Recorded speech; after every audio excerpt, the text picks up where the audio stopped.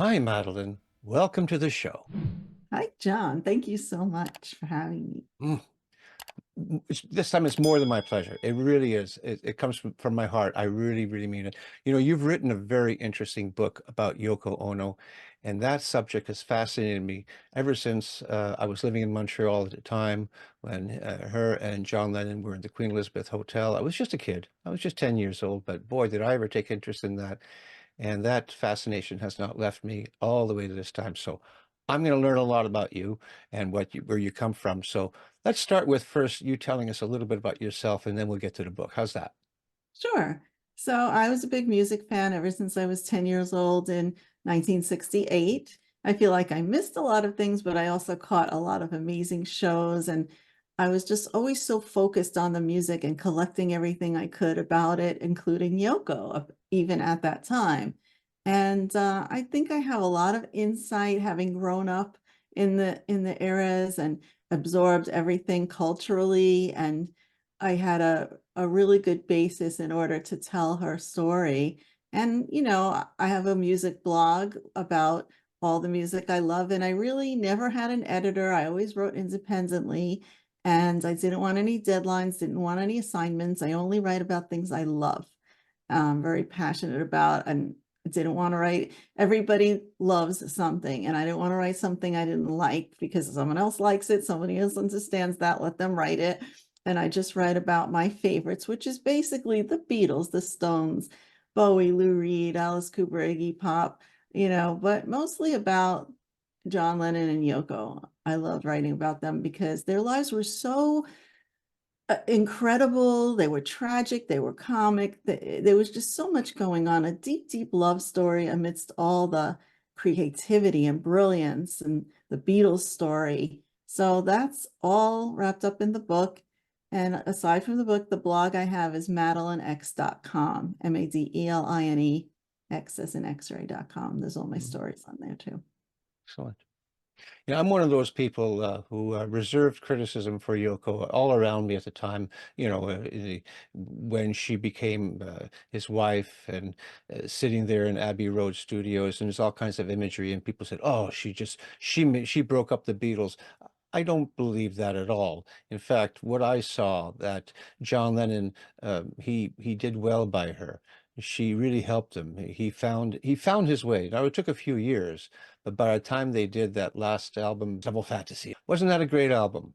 Awesome. It was Yeah, awesome. yeah, It was about a couple enjoying life together, yeah. alternating songs, a dialogue, just like they did with some of the other albums, sometime in New York City, sometimes with Imagine and Fly. They were two separate albums, but they came out at the same time. So they were always collaborating. And when John told Yoko that he was going to leave the Beatles, she was flustered. She said, "Whoa, what's he going to be preoccupied with while I'm doing, what am I going to be well, I'm doing my work?" Because she was an independent artist. She didn't know he could collaborate with her, and she had never collaborated. But they went right in step and they started their project. So for one of the first things was the bed, and must have been amazing to be in that city when it was Mm, happening. And I remember watching it unfold as I was a child and feeling like I was a part of history for the first time because they're so in tune with them, and I got the humor in what they were doing. And mhm. yeah, we all do need peace, and this is a great way to Yeah, promote it.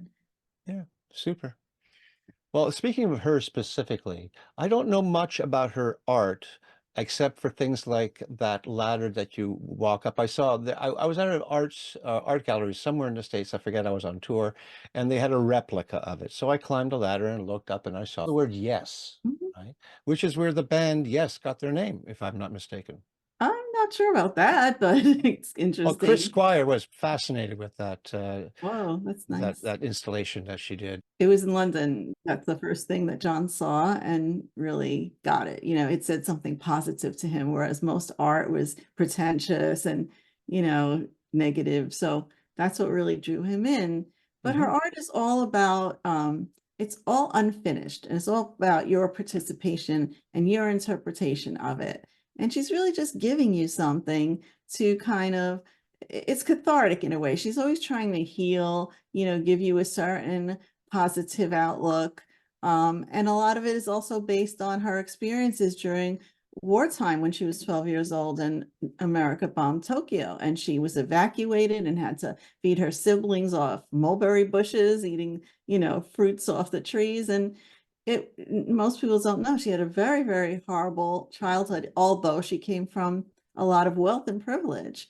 But that meant nothing to her because everything in her life was transient. She comes back to Tokyo and everything's burned out and destroyed, and she realized you can't really hold on to anything. So that's why her work is, intangible. She knew she would never really make a living doing art because her art was just an instruction, a ladder to climb up and look at the ceiling, an apple, and she when she came to New York, she did odd jobs in order to be able to continue her art. Hmm.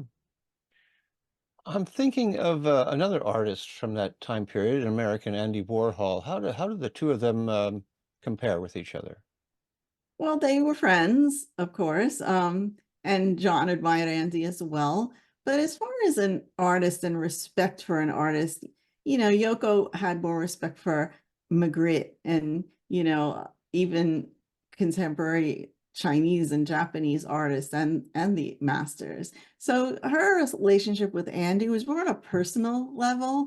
I mean, yeah, I mean, she respected it for what it was, but as far as really being a meaningful piece of art, she didn't feel that it was. Hmm. Okay. What was her spirituality like? Like what was that all about? She was extremely spiritual in herself. She was very intuitive and brilliant. And I could sense it too. I spent a lot of time with her. And once you're with her, you can see why John loved her. She's very warm. She's very, she'll take your hands and look into your eyes and just like feel your vibrations and give you a vibration. She's just on another level. She's aware that other universes exist. She's aware that other dimensions exist. Because I once asked her, do you think you have a sixth sense? And she said, well, I think I have a seventh sense, and I think we all do, and we're just not using it. She wants to bring out our inner power. She wants to show us that we're misplacing our values. And she did employ a lot of spiritualists like astrologers and numerologists and directionalists. And she swears that these people led her correctly. I mean, that the numbers were always right. And when you ask her, how do you explain, John's death?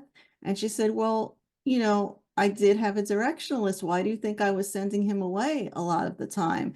And when we settled in New York, when we were living there, I couldn't keep sending him away. And there was just so much that I could do. And it just happened that way. Yeah, yeah, yeah. So where can her art be seen besides, say, books? Not only yours, but I imagine there's other books about Yoko Ono's art, images. But where are some of her installations these days? So right now there's an exhibition in London. It's her biggest yet. It's a huge retrospective. It opened in February and it's going through September, the Tate Modern. It's kind of a continuation of the one that was in New York in 2015. Huge retrospective. And there are several of these. Like, there's been to Germany, she's been in China. They're going Wow. on. People aren't, it's not so much in the public focus. People are more focused on what's happening with the Beatles, even though they stopped years ago. Yeah. But yeah, she's constantly, and people are so much enjoying it. And the headlines are like, out of the shadow of John Lennon, the Beatles are an afterthought. It's finally coming to fruition, and children are enjoying it. People are saying, wow, I never knew what her art is about. You're going through these white spaces, you're experiencing it all, and you're participating, and they're coming out like enlightened and feeling so wonderful. Mm-hmm. Mm-hmm.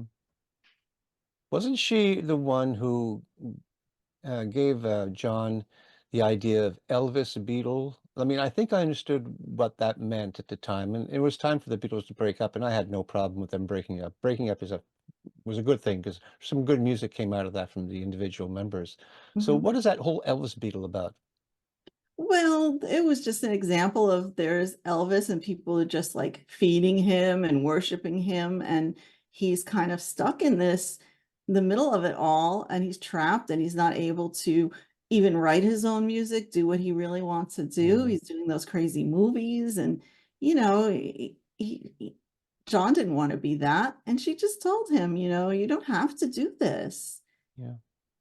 Do you think that's why some people blame her for breaking up the Beatles, even though I don't believe that at all? But you can That and understand. a lot of lies have been written about her. Yes, yes. In fact, I have an author a journalist who wrote a beautiful interview, did an interview with her. It was really, really wonderful. I wanted to use some of it in my book.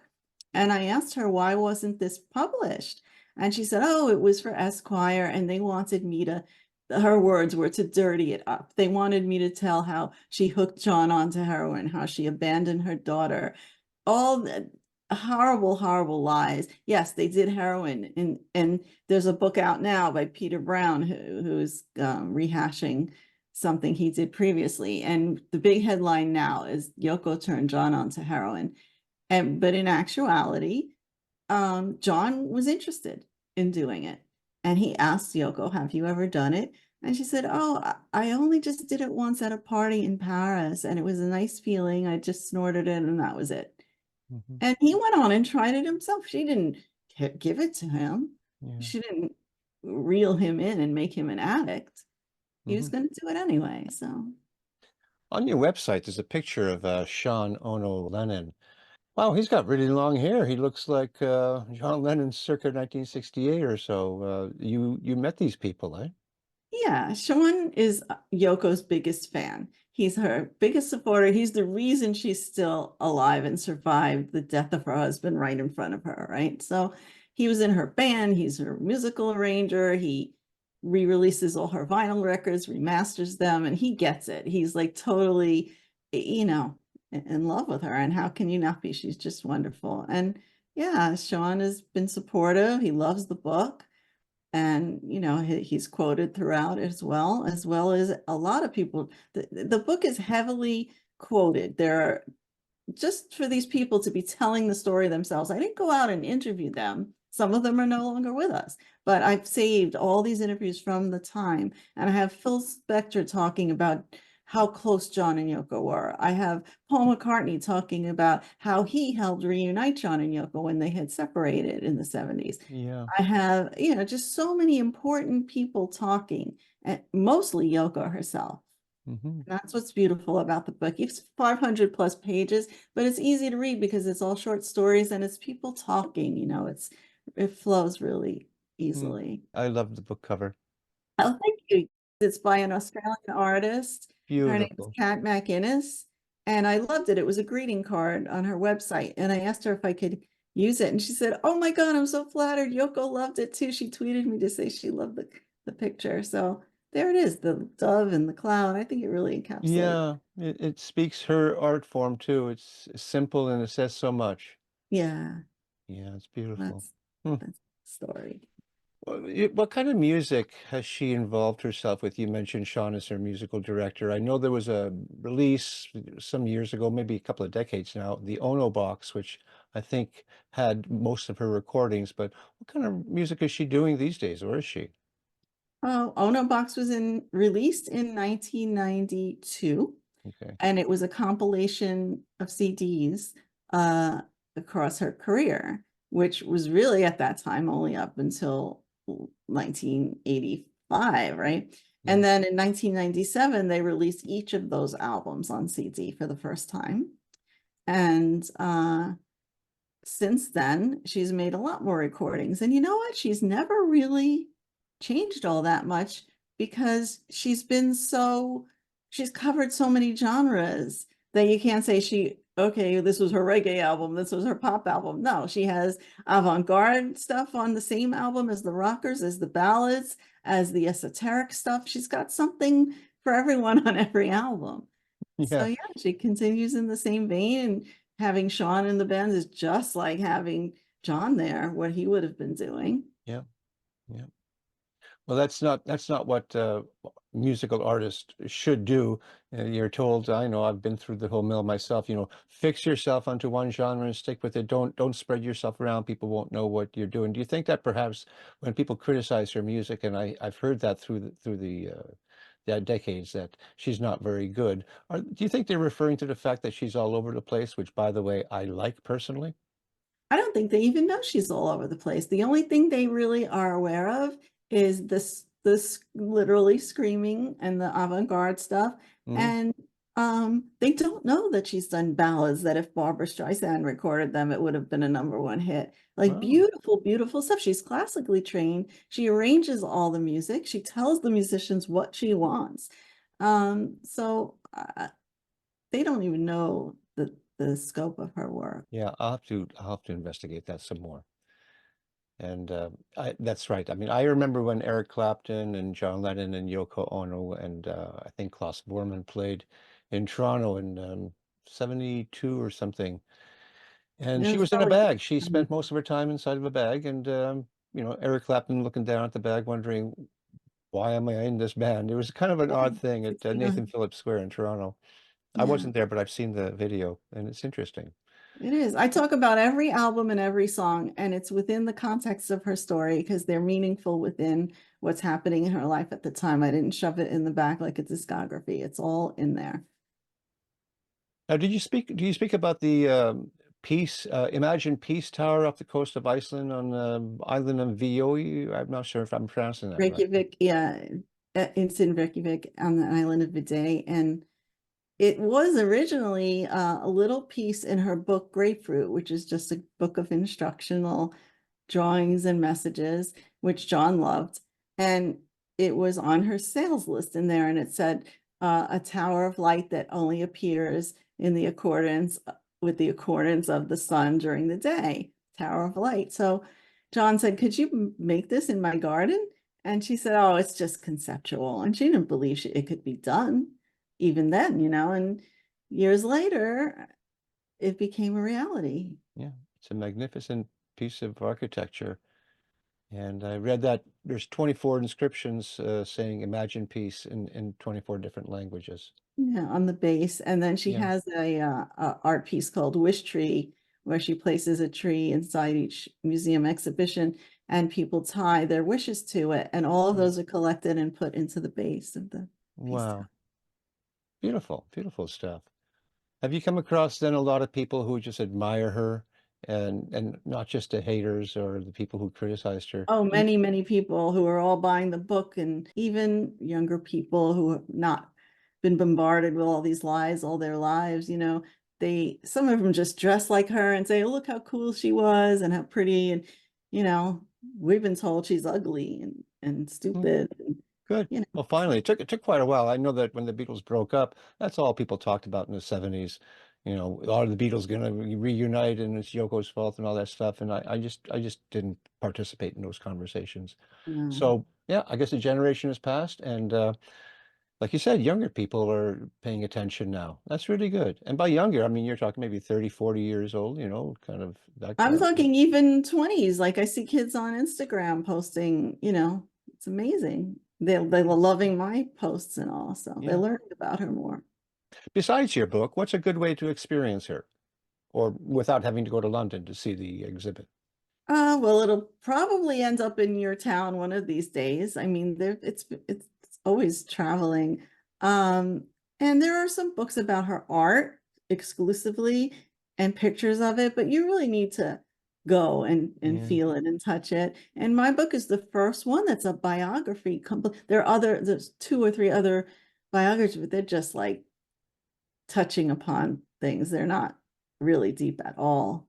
So I Yeah. just felt like her true story needed to be told, and every piece of her artwork is discussed and has her speaking about it. So Excellent. And there's images of these artworks in your there's book? no images because it would have been like, where do I start? Yeah. I would have had to do not only her art pieces, but the childhood, the time with John, the Beatles. Yeah. Mm, mm. So I mean, this picture, that's it. You Okay. can Google anything else. Right. So it would cost a fortune. Sure, of course it would. Yeah. How old is she now? She's 91. Oh, wow. An era. An era has been filled with her work and many other people like that. So I'm really, really thrilled about this.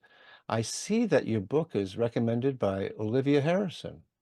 Right. I got it to her at one of her book signings. And Olivia's very spiritual, of course, to be with George. She had to be, right?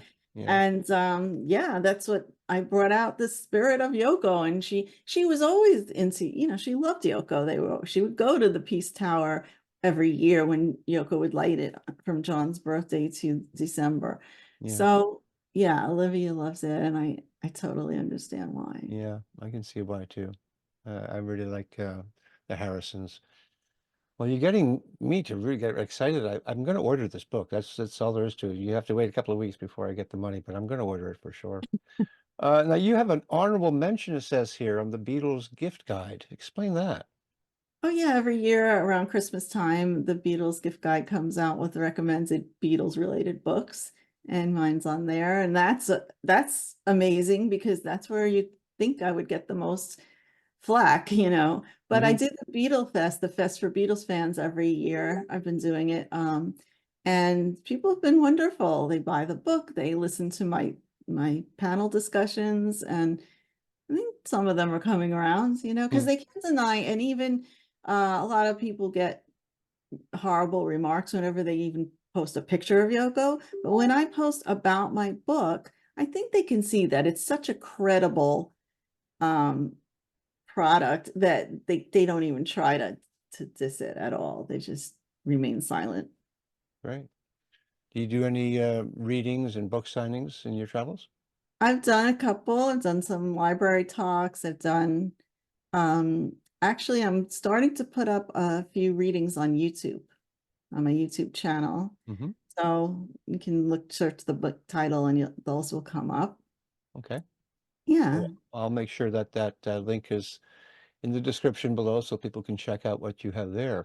Okay, I'll And send it to you you. have a website as well. You want to talk about that? The book's website is inyourmindsbook.com, and you can read all the reviews on there and see other podcasts I've done. And there's some excerpts, I think, and lots of pictures. So, and links to order. The place to order the book is conceptualbooks.com. Hmm. That's the one through me. You can get softcover and hardcover through me. And that's best for within the US, or if you want it signed. And it's on Amazon for everyone in the world. Great. I noticed that it is now in the Rock and Roll Hall of Fame Library and Archives. Wow, you really are going places with this.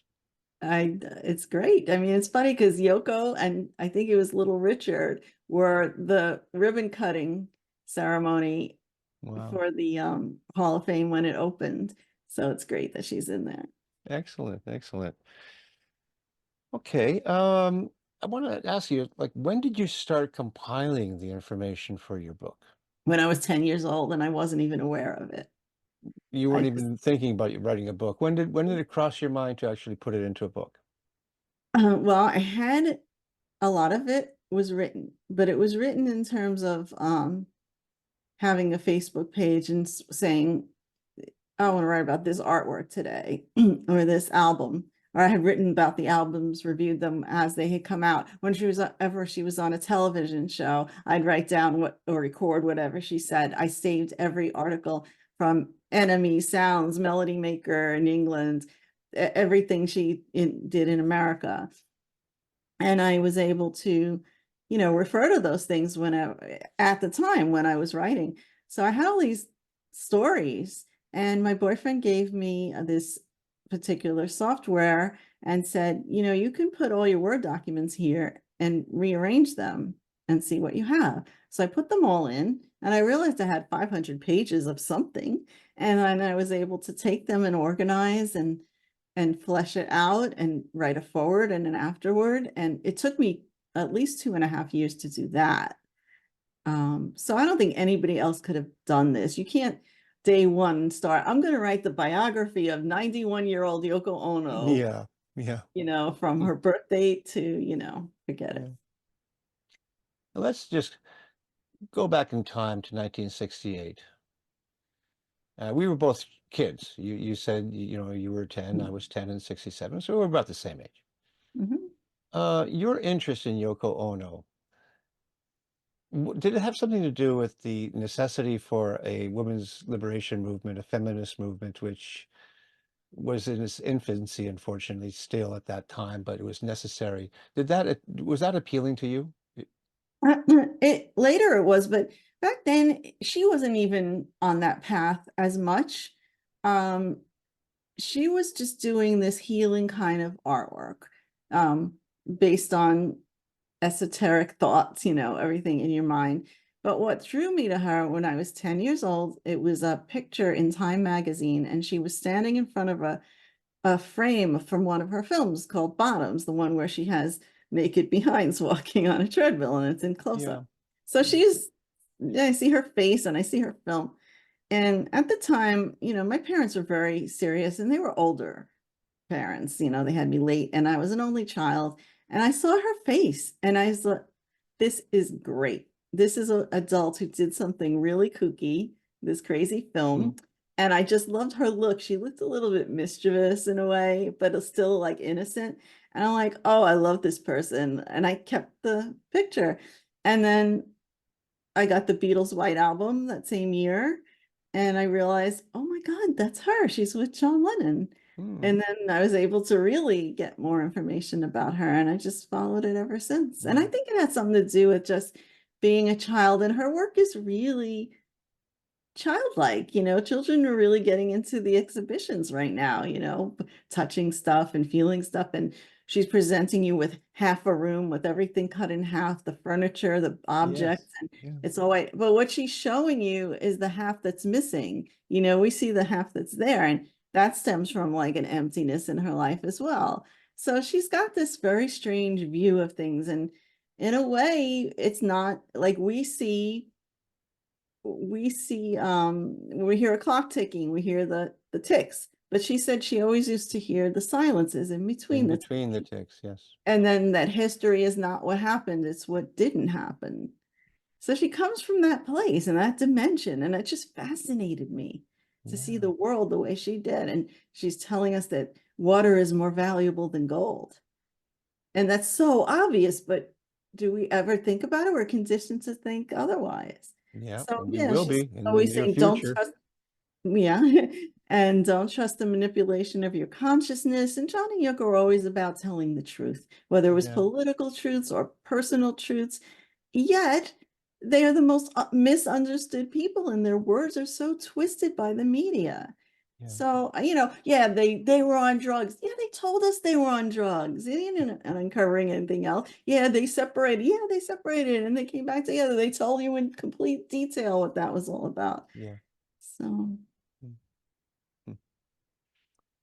When did you meet Yoko? I met her in 1984. I had been writing to her when I was younger. And when they moved into the Dakota, I had an address in the 70s. And she would write back. And she probably knew I was a kid writing to her because I was a kid and she probably tell. But she could tell that I really cared about her work because nobody was talking about it at the time in the 70s. They were all, hey, Yoko, can you give me John Lennon's autograph? They didn't Yeah. think about that. And I was like, oh, is this the meaning of this? And did you, I love this one and I love that one. And I want to go to your concert, but I'm too young to get into the club. Mm. So later, a friend of mine convinced me. This friend had gone to the Dakota many times to see John and Yoko because they were very open about coming out and signing autographs. And I was young at the time and I never really went there. But my friend, after John was killed, she said, I do go and see Yoko sometimes and get her autograph. And I was like, well, I don't want an autograph. She said, well, come with me. Let's go on her birthday. So she'll know you're there for her. And, that's it. So we went and I brought her a present and she came out within 5 minutes. And I told her I wasn't. Her eyes lit up. She's like, oh my God, it's you. She's like, you have to come. I'm having this exhibition this weekend, John's work. And then I'm doing this and that. And she started inviting me to all these things and to her concerts and backstage, and we got to talk a lot more, and it's just wonderful. Great. Great stuff. Great story. When did she become aware that you're writing a book about her? When it arrived in her lap, Oh it my goodness. arrived. I didn't know I was writing it. I wasn't going to tell her. I mean, I knew I could do it on my own. I Right, right. her help, and she's not very well right now. I don't want to bother her. Mm. So yeah, it arrived, and then Sean wrote to me, "We love your book. Oh my God, you know." Yeah, So yeah. And this book was published this year, 2024, was it not, in January? a hardcover, yeah, and Okay. the other one was 2022, I think. Still, it was a quite a if she becomes aware of the book when it falls in her lap, all those decades, she probably remembered, oh, that young lady who came by and visited Yeah, me. yeah, she knows. Yeah. Wow, excellent. That's such a great story. Mhm. So now, what I like to do at this point is put you full frame, and you give us your best pitch on why people should buy this book. And I don't think it's going to be a difficult pitch. I think you're going to sell a few books just on this one. So if you want to do that, I'll let you go at her. Oh, sure. Okay, go for it. Okay. Well, for all the years and years of misunderstanding and lies, it will all come together for you. It's like a jigsaw puzzle. You'll see that why everything fell together the way it did. All these people, all this history. It's an amazing story. You know all the characters. You just don't know the true story. And it's a fascinating story. Um, it encompasses her childhood, her heritage of being Japanese, how nature influenced her work. The artwork itself will really, really resonate with you because it's important to everyone. She's a humanitarian, basically. She wants us all to be well. She tried to heal the world and the earth. It's a bit too much, but little by little, you know, if you read these messages and you read her wisdom, it will heal you. People are calling it the Bible of wellness.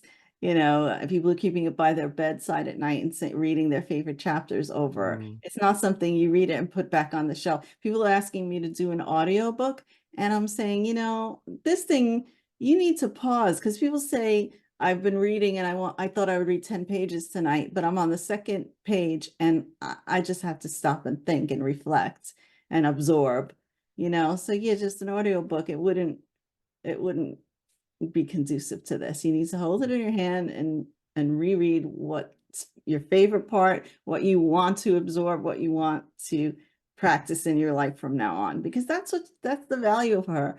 This is what John loved about her.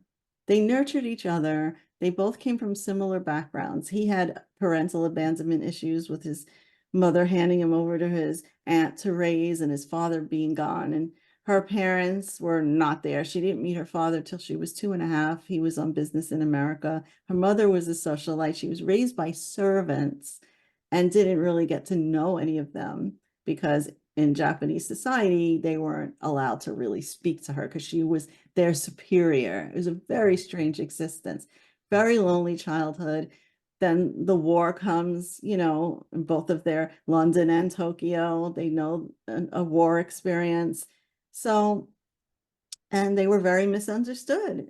Mm. And when they met each other, that was it. They became invincible. They were very Mm. weak before. They were very shy and paranoid and all these things.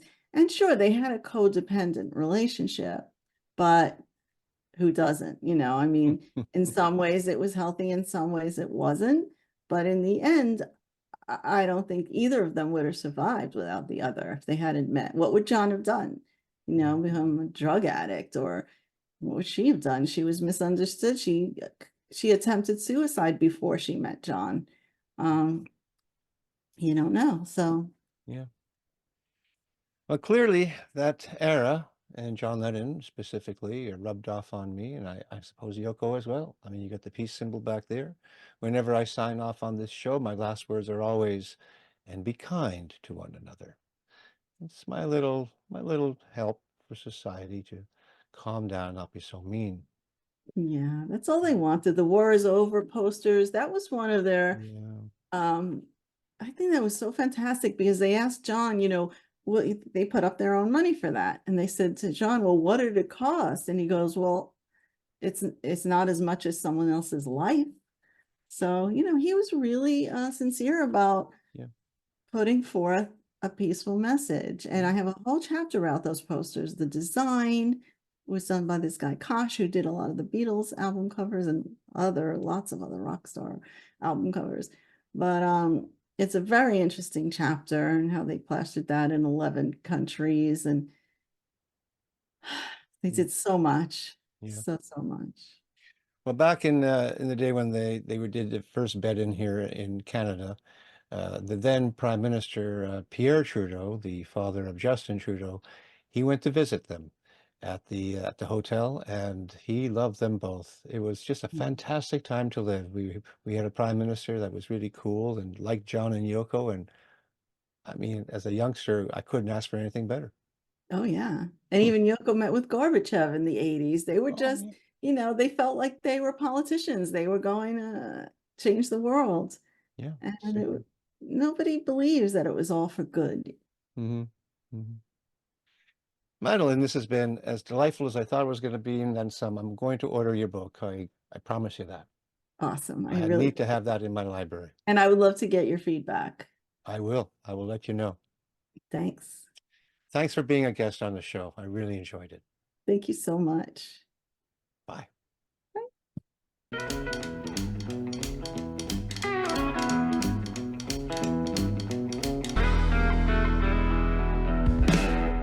Thank you for watching. If you like what I do here on Tell Me About Your Book, then please consider hitting that like button and leaving a comment. You can also subscribe and ring that bell because I release 2 episodes per week, one on Wednesdays and one on Saturdays. And if you are an author, I would love to hear from you. Until such time, keep on writing and be kind to one another.